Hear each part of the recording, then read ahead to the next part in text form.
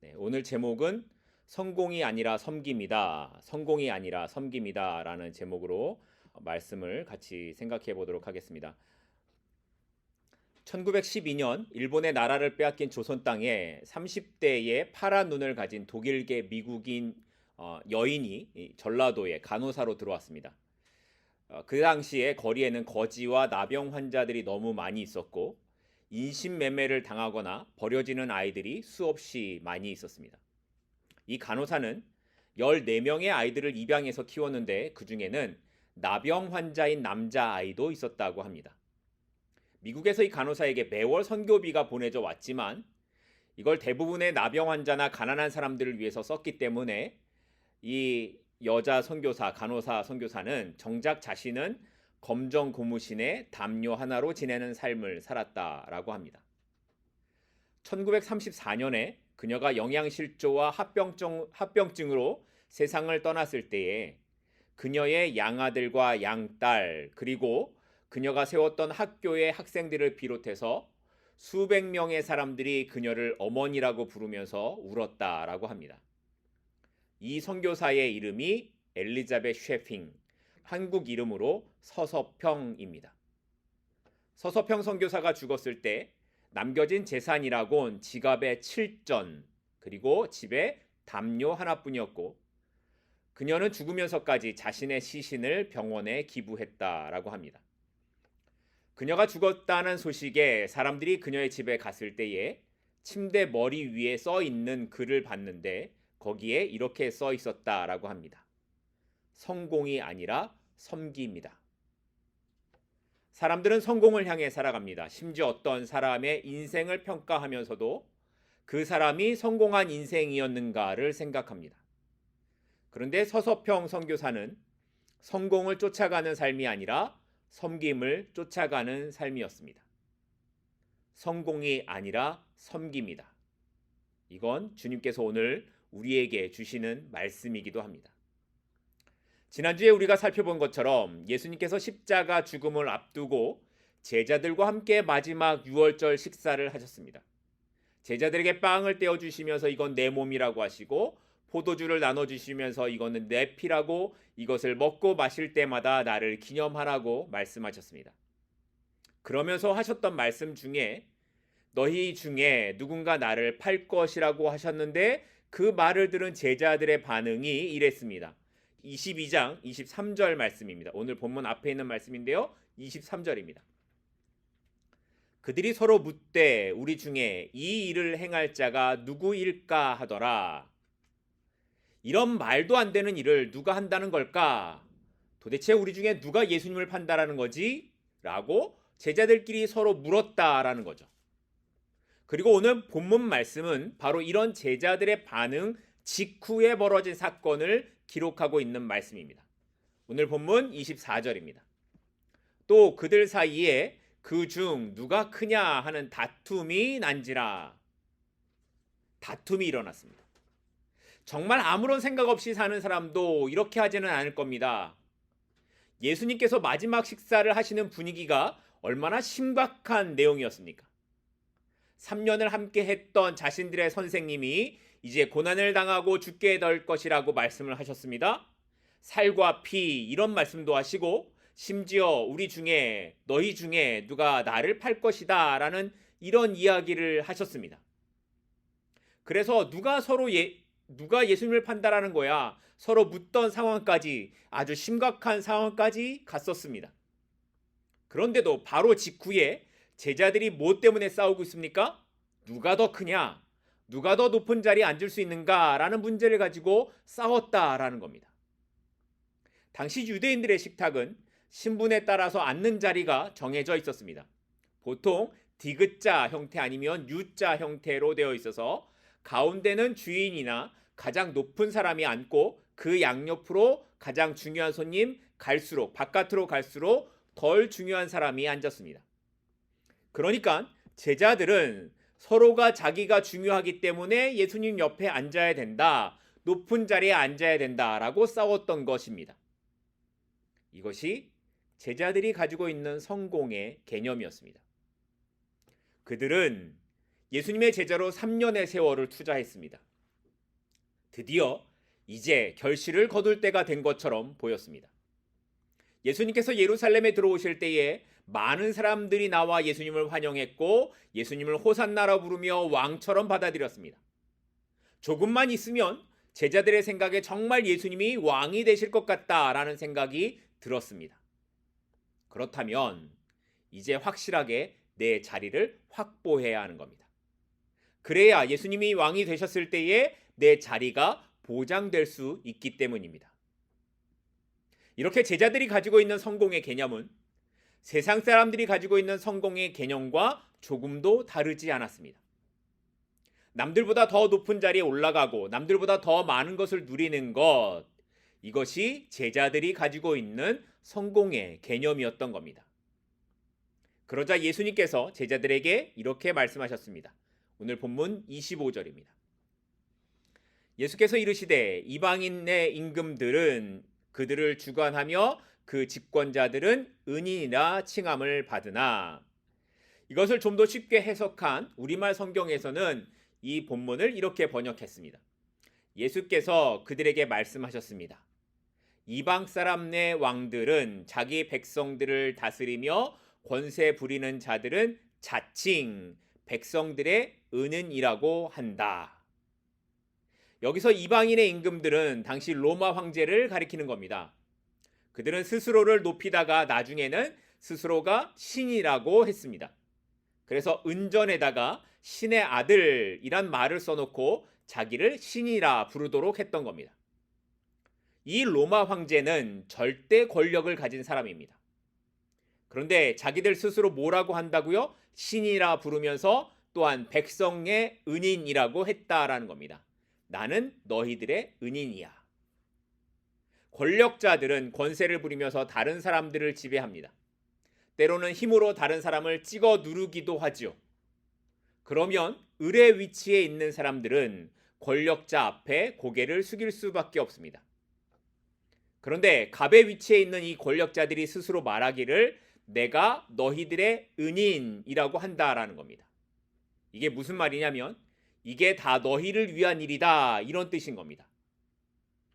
일제시대에 일본이 우리나라를 침략하면서 했던 말이 황국신민을 만들기 위한 것이라고 했습니다. 황국신민. 미개한 조선인을 황제 나라의 백성으로 만들어줬으니 감사해야 한다라는 논리였습니다. 힘으로 누르고 나서 나는 은인이야 라고 하는 거죠. 세상의 힘의 논리는 다 이렇습니다. 갑과 을의 문제도 늘 이렇습니다. 사장에게 매를 맞아도 돈을 받으면 감사한다고 하는 세상의 부조리는 어제 오늘의 문제가 아닙니다. 그래서 이런 말이 있죠. 갑이 을에게 하는 말, 억울하면 너도 뭐 하라고요? 출세하라고. 이게 세상의 권력이고 세상에서 가지는 힘의 모습입니다. 그런데 제자들이 이 권력을 좀 더 많이 갖겠다고 예수님께서 마지막 만찬을 나누는 자리에서 서로 싸우고 있었던 겁니다. 그러면 이 모습이, 이 제자들의 모습이 저라고 다를까요? 우리라고 다를 것 같습니까? 분명히 처음에는 하나님의 영광을 위해서 시작했음에도 어느 틈엔가 자신의 정욕을 추구하는 사람들이 많이 있다라는 걸 우리는 보고 있습니다.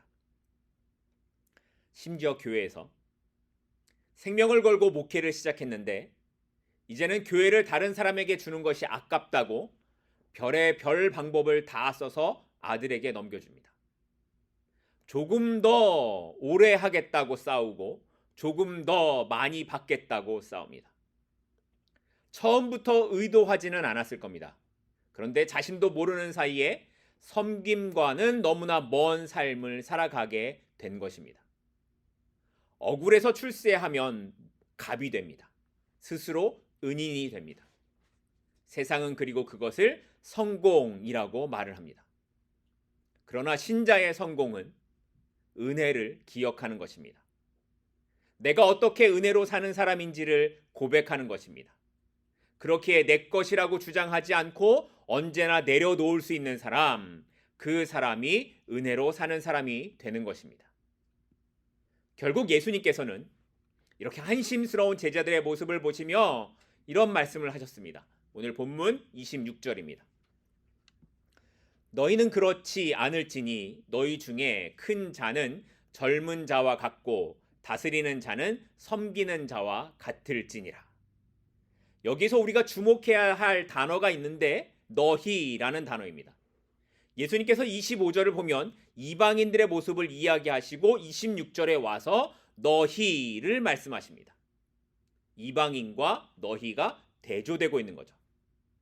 이방인들의 세계, 세상에서는 임금이 권력을 쥐고 백성을 다스리며 스스로 은인으로 칭송을 듣는 것이 당연시 되지만 너희들의 세계, 그리스도인들의 세계에서는 큰 자, 즉 높은 위치에서 대우받을 자격이 있는 사람들이 오히려 젊은 자, 아직 부족하고 대우받을 수 없는 사람들의 우선순위와 같아야 한다라는 것을 말씀하는 겁니다. 이것을 강조하기 위해서 다시 말씀하시는 것이 다스리는 자와 섬기는 자가 어떠해야 된다고요? 같아야 한다라고 말씀하시는 겁니다. 다스리는 사람은 섬기는 사람과 같이 되어야 한다. 이것이 하나님 나라의 원리입니다. 남을 섬길 줄은 모르면서 남 위에 올라 앉아 다스리려고 하는 사람은 세상의 방법, 세상의 길로 행하는 사람입니다. 다른 사람이 나를 높여줄 때, 내 이름이 높아져 갈 때, 누군가 나를 인정해 줄 때 우리는 다른 사람을 섬기는 자리에 있을 줄 알아야 합니다. 성공해서 내가 사람들 앞에 서서 하나님 앞에 하나님께 감사를 돌립니다, 영광을 돌립니다 라고 말하는 것도 중요하지만 그것을 삶으로 어떻게 살아내는가, 그것이 은혜임을 알고 어떻게 섬기는 자리로 가는가까지 가야 하는 것입니다.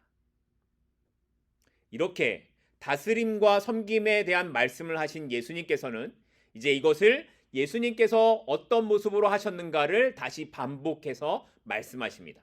27절 말씀입니다. 앉아서 먹는 자가 크냐, 섬기는 자가 크냐? 앉아서 먹는 자가 아니냐? 그러나 나는 섬기는 자로 너희 중에 있노라.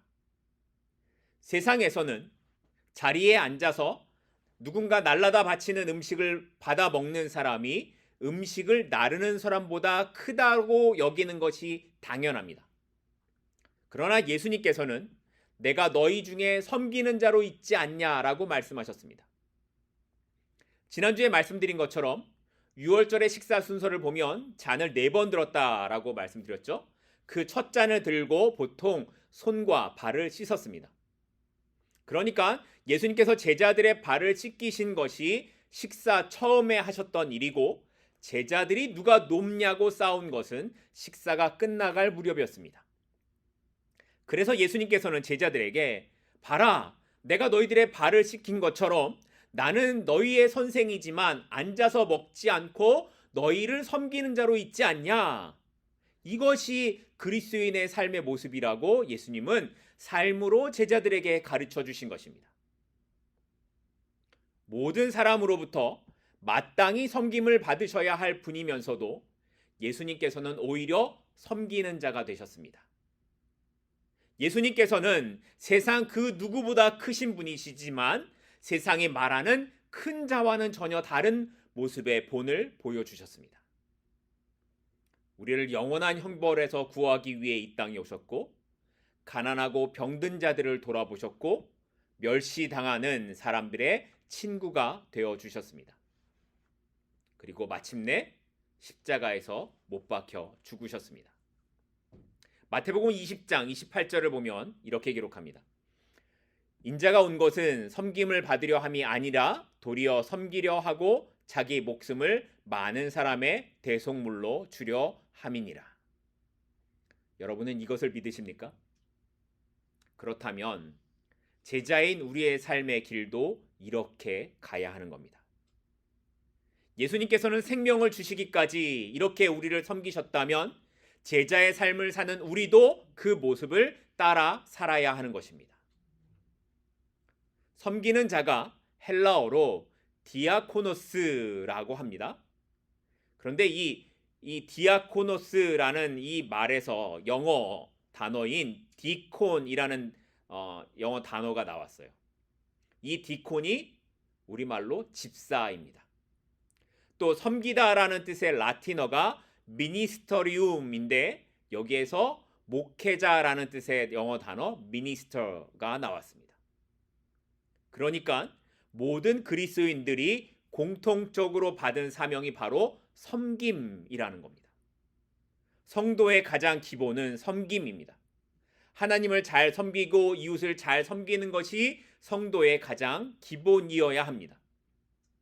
하나님을 열심히 믿는 것 같기는 한데 이웃과의 관계에서 갑의 모습으로 대접받기를 원하면 바른 믿음이라고 할 수 없습니다.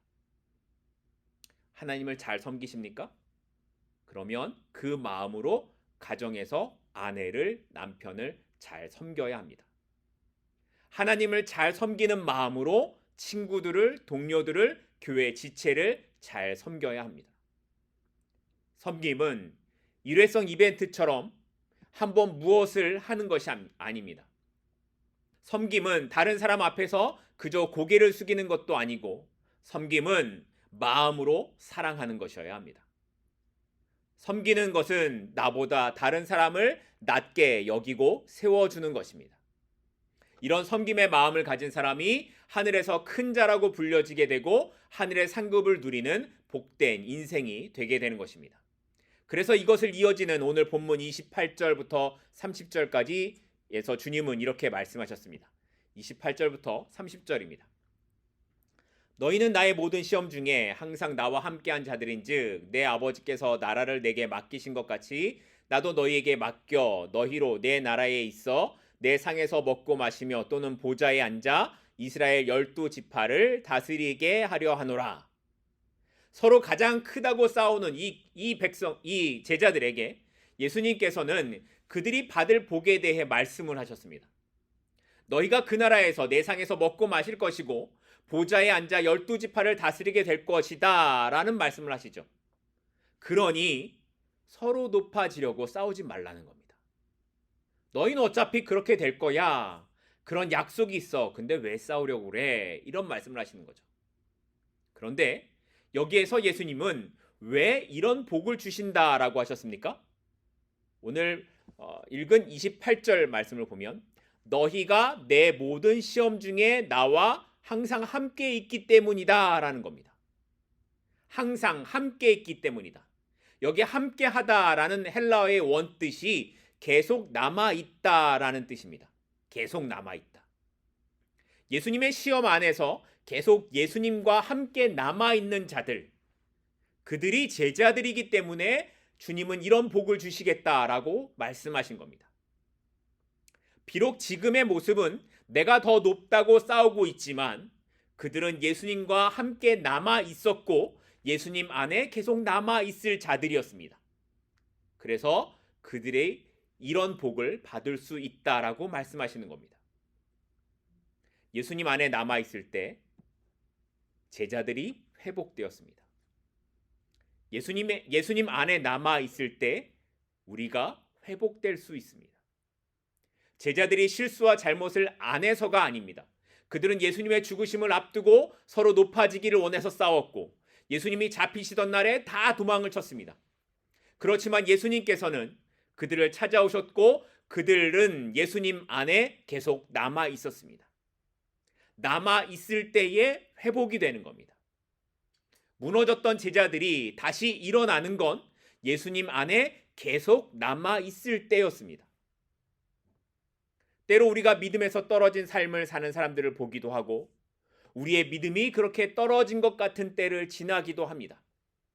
그런데 중요한 것은 그럼에도 우리가 예수님 안에 남아있는 이 끈을 잡고 있는가 하는 것입니다. 이 복음서가 쓰여진 때가 AD 80년경이니까 예루살렘 성전이 무너지고 네로의 박해 시기를 지나면서 계속되는 그리스도인들의 고난 중에 쓰여진 것입니다. 이때 누가는 주님의 말씀을 기억하면서 이런 말씀을 쓰고 있는 겁니다. 우리가 받는 이 시험이 주님 안에 있는 시험이라고. 우리가 그 주님 안에 계속 남아있기만 하면 우리가 결국 주님의 나라에서 함께 먹고 마시고 보좌에 앉아 다스리게 될 것이라는 이 주님의 말씀을 기억하면서 누가는 이 말씀을 쓰고 있었던 것입니다. 우리는 완전하지 않습니다. 실수하고 넘어집니다. 그러나 주님 안에 계속 남아있는 삶을 살아가면 주께서 우리를 일으키시고 회복시켜 주실 것입니다. 그것이 제자들을 통해 주시는 주님의 약속의 말씀입니다. 예수님께서 이 말씀을 예로 보여주신 인물이 오늘 말씀에 등장하는 베드로입니다. 오늘 본문 33절로 가겠습니다. 그가 말하되 주여 내가 주와 함께 오게도 죽는 데에도 가기를 각오하였나이다. 누가복음에서는 베드로가 왜 이렇게 말을 했는지 정확하게 기록되어 있지 않습니다. 31절에 있는 것처럼 예수님의 말씀이 사탄이 너를 밀가 부르듯 하려고 할 것이다 라는 것이 이 말씀의 이유입니다. 그런데 같은 내용이 있는 마태복음 26장을 보게 되면 예수님께서 오늘 밤에 제자들이 다 나를 버릴 것이라고 말씀하니까 베드로가 하는 말이 모두 주를 버려도 나는 결코 주님을 버리지 않을 것이다 라고 장담하는 그런 내용이 기록되어 있습니다. 그러자 주님께서 하신 말씀이 오늘 본문 34절에 기록된 말씀입니다.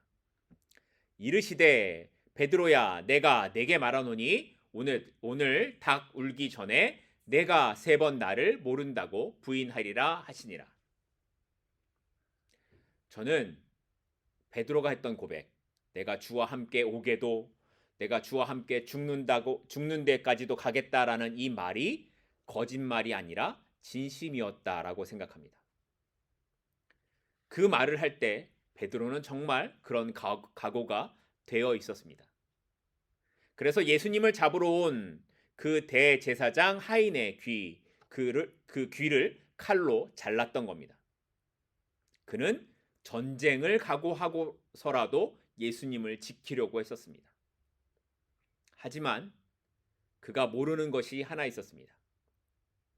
자신은 그저 인간에 지나지 않는다는 사실입니다. 어느 순간 공포와 두려움이 쓰나미처럼 밀려오면 사람의 판단이나 결심이 얼마나 약한지를 베드로는 알지 못했습니다. 우리는 이 베드로의 뒷이야기를 잘 알고 있습니다.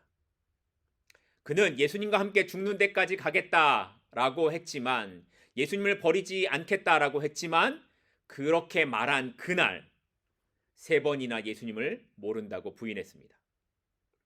공포와 두려움이 정말 자기가 죽을 것 같은 상황에 놓이니까 여종의 말에도 넘어지고 말았던 겁니다. 같은 일이 3번 반복된다라는 것이 어떤 의미일까요? 이건 완벽한 부정, 완전한 부정을 의미하는 말입니다. 오늘 본문 뒤에 있는 22장 마지막 부분을 보더라도 베드로는 주님과의 관련성을 강하게 부인합니다. 심지어 마태복음을 보게 되면 예수님을 저주하고 맹세까지 하는 베드로의 모습이 나옵니다. 베드로는 이렇게 철저하게 무너졌습니다. 자, 그러면 여러분이 베드로라면 이렇게 예수님을 부인했던, 그렇게 가까스로 살아남은 베드로가 희망이 있었을까요? 아마도 그는 자신에 대한 혐오, 절망감을 품고 살 수밖에 없었을 겁니다. 그래서 그는 다 버리고 다시 옛날의 모습, 고기 잡던 옛날로 돌아갔던 겁니다. 그런데 그런 베드로를 향해 주님이 하셨던 말씀이 뭐예요? 오늘 본문 32절입니다. 그러나 내가 너를 위하여 내 믿음이 떨어지지 않기를 기도하였노니 너는 돌이킨 후에 내 형제를 굳게 하라. 예수님께서는 이렇게 될 베드로를 이미 아셨고 그의 약함과 배신까지 품고 계셨던 겁니다. 우리가 실패하고 믿음에서 떨어진다고 해서 희망이 없지 않습니다. 왜냐하면 우리의 희망의 뿌리는 내가 아니라 주님의 사랑이기 때문입니다. 사탄이 이렇게 죄를 지었는데 네가 어떻게 다시 돌아갈 수 있냐라고 우리에게 속이면서 말을 합니다. 한 번 넘어지면 그러면 그걸로 끝일까요? 그렇지 않습니다. 다시 일어나면 됩니다. 비록 우리의 현실은 패자부활전을 허용하지 않고 우리의 현실은 흙수저는 금수저가 될 수 없는 그런 세상에 살아가고 있습니다. 이게 악한 세상의 현실이죠. 하지만 주님은 넘어짐도 삶의 일부분이라고 가르쳐 주시는 겁니다. 그래서 베드로의 믿음이 꺾이지 않도록 기도하였다라고 말씀하셨던 겁니다. 결국 부활하신 예수님을 만난 베드로가 어떻게 그의 삶을 살아갔습니까? 교회를 세우고 복음을 전하다가 순교하는 자리까지 가게 되었습니다. 우리가 아는 것처럼 전승에 의하면 베드로는 십자가에 거꾸로 매달려 순교했다라고 합니다. 주님은 실패한 베드로를 보고 야, 거봐, 내가 너 그럴 줄 알았어 라고 하지 않으십니다. 주님은 베드로가 실패할 것을 아셨지만 또한 그가 돌아올 것도 아셨고 기다리겠다라고 말씀하시는 겁니다. 그가 갈릴리에 고기 잡던 어부이던 시절에 주님이 그를 보시고 반석이 될 것을 말씀하셨던 그 주님은 그의 배신과 상관없이 여전히 그를 사랑하고 그를 믿고 계셨던 겁니다. 이것이 베드로가 또 우리가 예수님께 돌아갈 수 있는 힘이 되는 것입니다. 우리도 이렇게 넘어질 때가 많습니다. 하나님을 사랑하는 건 정말 진심입니다. 그런데 왜 자꾸만 넘어지는지 모르겠습니다. 예수님께서 나에게 주신 사랑과 은혜가 정말 감사하다고 고백하고 주님의 뜻대로 살겠다라고 하는 건 정말 진심인데 우리는 자꾸만 주께서 싫어하시는 일을 하면서 살아갑니다. 우리는 오늘도 베드로처럼 사람을 두려워해서 죄가 더 편해서 주님보다 나를 먼저 생각해서 나를 사랑해서 주님을 부인하는 삶을 살 때가 많습니다. 우리는 이렇게 연약합니다. 가룟 유다처럼 예수님을 배반할 때도 있고 제자들처럼 세상의 높은 자리, 성공에 욕심을 낼 때도 있고 베드로처럼 예수님을 부인하며 살 때도 있습니다. 하지만 그때 우리가 기억해야 하는 건 예수님의 은혜와 사랑입니다. 오늘도 여전히 나를 사랑하시고 지키시고 믿음이 떨어지지 않기를 기도하시는 주님의 응원이 저와 여러분을 향하고 있음을 기억하십시다. 우리는 넘어지지만 실수하지 않으시는 주님의 함께 하심이 오늘 나와 함께 있음을 믿고 끝까지 주님 안에 남아 끝까지 주님과 함께 동행하며 승리하는 저와 여러분이 될 수 있기를 소망합니다. 기도하겠습니다.